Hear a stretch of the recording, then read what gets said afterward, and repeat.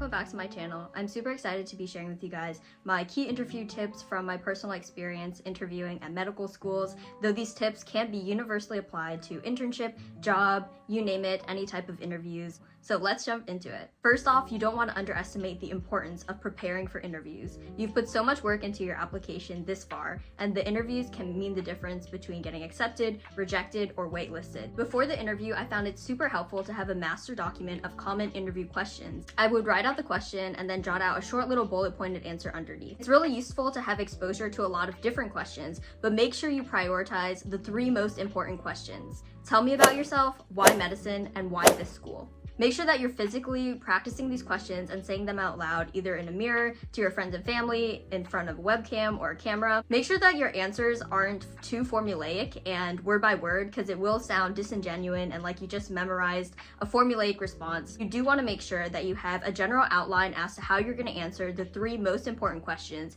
as well as other common general questions that you may come across. Answering the why this school question, thoroughly research each school so that you can give a personalized answer to why you want to go to this school, and super important, why you're a good fit for the school. My interviews were virtual this year, so if you're in the similar situation, make sure that if you do have a virtual interview, you're practicing just like it will be on interview day through using Zoom or your webcam and recording yourself speaking to the camera. It's super helpful to record yourself, and as cringy as it is, to rewatch the recording and go back so that you can catch any repetitive motions, fillers, or mannerisms that you need to change for interview day. I can't stress enough the importance of putting yourself in a similar situation as the interview day through either having other people watch you and give you feedback, or if your school offers it, definitely take advantage of mock interviews. For these mock interviews, make sure that you're treating it as if it is a real interview day. That means dressing up in business attire, as well as making eye contact and answering as if you would on the actual interview day. Mock interviews are so helpful for simulating real interview day conditions,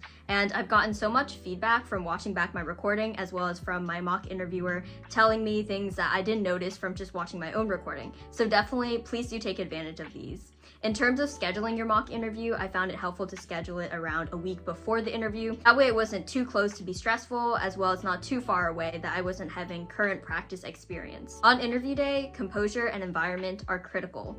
Make sure that you're sitting straight with your shoulders back and you're not slouching. Creating a strong first impression is critical, as this will set the stage and tone of the rest of your interview. Important as it is to carry on the conversation and provide answers to the interviewer's questions, it's also equally important to listen. In interviews, listening is just as important as providing the information. Make sure that you're letting the interviewer direct how they want the conversation and the interview to go.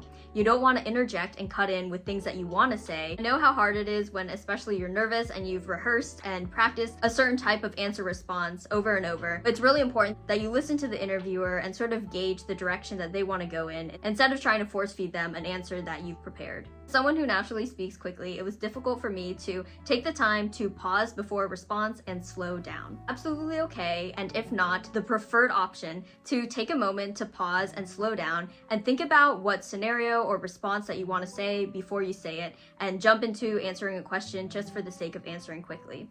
Especially when we're nervous, we tend to want to answer quickly to get it over with, but it's super important to train yourself to be able to take a deep breath, process the question, slow down a little bit, take that pause so that you can select and initiate a response that is best for that situation. Sometimes you may think, oh my gosh, I'm pausing for too long, they're gonna notice this is a very prolonged, awkward silence, but in most cases, the interviews won't even notice this silence. And often when we're nervous, time seems to drag out longer and appear longer when we're in a stress situation and trying to think of an answer. And interviewers will also understand that you are nervous, this is a high stress situation, so if you do take those couple moments to pause, it definitely won't hurt you. It will only help you, especially if you're able to come up with a response that's even stronger than an initial response that just jumps the fence and tries to answer the question quickly. Make sure that you're appearing human and personable and not too robotic, so definitely smile when appropriate, but don't overdo the smiling because it can come off as disingenuous. Often you can smile during pauses, or if you're telling a story or some kind of relatable event, you can use smiles to punctuate certain points.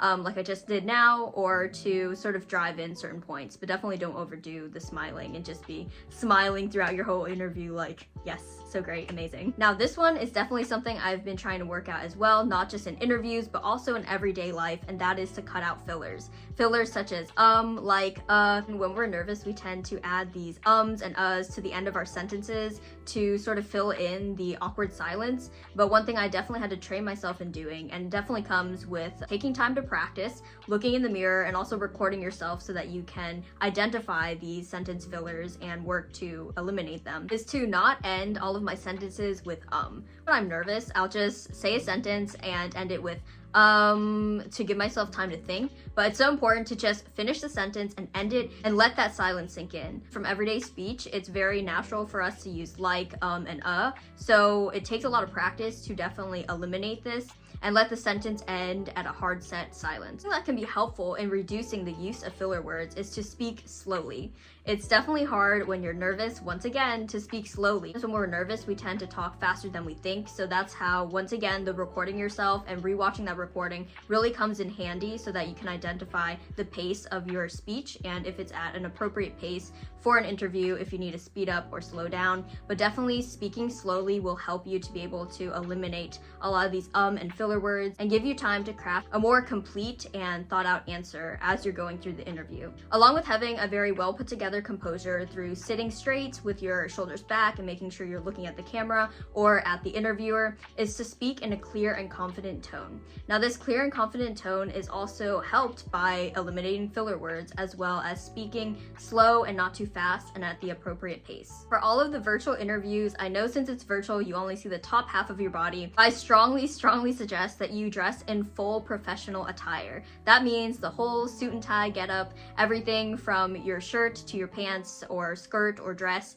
to the shoes. Just in case, you never know what situation will happen, and the last thing you want is to have an embarrassing moment on your interview day. Additionally, having that full professional attire really puts you in an interviewing day mindset, because oftentimes if we're in more of casual clothes, we get this idea that it's more relaxed and laid back. You want to signal to your mind that, hey, it's time to focus, it's time to concentrate, we are in full game mode and we're ready to go. Super important, especially for the virtual interviews, is to maintain eye contact. Now this will vary depending on the computer you have, but make sure that when you're doing your practice beforehand and recording yourself, that you're maintaining eye contact with the camera. Just because you don't maintain perfect eye contact at the exact direction of the interviewer during your interview doesn't mean that you're going to completely fail the interview. But humans intrinsically are going to be positively biased towards that eye contact, because it does create that human sense of connection when you're making eye contact with someone, and can once again subconsciously positively bias your interviewer during the interview. Sometimes for the virtual interviews, we're just automatically put into these interview rooms in a digital format, and it can have this awkward silence. So one thing I found helpful in breaking this awkward silence and just giving the interview a good start is to initiate the conversation and just say, hi, good morning, my name is, it's really nice to meet you. How are you doing today? And that just cuts out the awkward silence and makes you more personable, as well as sets you more at ease to start the conversation. Make sure that your surroundings are amenable to an interview and the interview conversation. You want to minimize all distractions as much as possible. Suggest using, if you do have in your house, a blank wall, a blank background, or switching your background if it is Zoom to a blank or neutral background. After the interview, take a nice long deep breath, because you definitely deserve it, and make sure you give yourself time to relax. Equally important after the interview is sitting down and thinking about what went well and what didn't go well, as well as writing down things that you can improve on for the next interview. Remember to appreciate and continue doing the things that did work for this interview moving forward. Use each interview as a learning process, and make sure that you're not beating yourself up over things that you wish you could have said differently, or wish you wouldn't have said, or wish you could have said, because no interview is perfect by all means. But what matters is that you gave it your all and you did the very best that you could, and that what you learned from this interview, you're going to carry forward with you for the next interview to do even better the next time. Now on to some additional tips. Do not underestimate the importance and benefit of taking a deep breath. Interviews can be incredibly stressful, especially if you're interviewing at the program or job of your top choice. So make sure that before each interview, you take a deep breath and take time to just inhale and exhale and let it out. Take time to clear your mind and be present in the interview and in the moment. Be reassured that at this point, you've practiced all that you can and you've prepared all that you can. So now all you have to do is to go in there, do your best, and knock it out of the park. super helpful to have a priority mention sheet, in which at the top of the list, I listed the most important thing that I for sure wanted to mention in the interview. So for example, if I had a certain extracurricular, hobby, or volunteer experience that really meant a lot to me, I definitely wanted to emphasize in the interview. I wrote it at the top of the list and moving down in order of priority. Oftentimes in interviews, we're just going with the flow and answering, but if there is something that you definitely want to have a priority mention in and that you want to bring up for a specific question, write that down so that you have a physical reminder of what you want to mention and your strong points that you want to include. Interviewing for multiple medical schools, it can be helpful to write a summary sheet for each medical school. Sheets can include important information such as hospitals that are affiliated with the school, certain curricular details, or anything unique that stood out about the school and that you definitely want to mention in the interview or include in why you are a good fit for the school or why you want to go to this school. Big fan of summary sheets in general, as well as in my studying, so it's definitely helpful to have all the information that you need condensed into one cohesive sheet. If asked about extracurricular experiences, this is your time to elaborate on the experiences and really put your personality past the paper. A lot of the times, if it's an open file interview, interviewers have already read about the descriptions and the short summary that you put for each of the extracurriculars, so you don't want to regurgitate information that you already put. Make sure that you use this as an opportunity to add nuance and personal insight, as well as reflection or any additional stories that you've had from your experience when asked about these experiences. For virtual interviews, you never know what's going to happen, especially in the realm of internet cutting out or the power going out, so make sure that you have the technical contact or the tech support of the school on hand. The day before the interview, I made sure to email the admissions for a quick access point of contact, such as a phone number for tech support. So in the event of a power or internet outage, such as what happened to me in my personal experience, you are ready and prepared with the contact support. Ask an ethical scenario during your medical school interview is definitely a possibility, so make sure you're prepared by reading through a couple of examples of potential ethical scenario questions that could come up during an interview. Check out my video on how I prepared for Casper, as well as my Casper comprehensive document of example situations. Even if you didn't take Casper when applying to medical schools, personally I thought Casper was incredibly useful in preparing me for the MMIs and potential ethical scenarios. Give it a look to give you that extra edge of preparedness on interview day. Lastly, best of luck. You've put so much work into getting to the interview stage. Take time to stop, pause, breathe, appreciate, and be proud of all the work that you've put in to get to the interview stage. All the best, and I'll see you in the next one.